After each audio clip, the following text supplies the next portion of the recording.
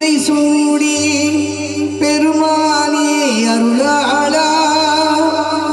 எத்தால் மரபாதே நினைக்கின்றேன் மனத்து உன்னை வைத்தாய் பெண்ணை தென்பால் பெண்ணை நல்லூர் அருள் துறையுள்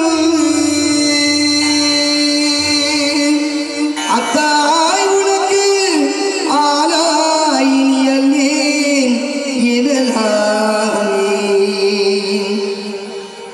சித்தமெல்லாம் எனக்கு சிவமயமே இறைவா சித்தமெல்லாம் எனக்கு சிவமயமே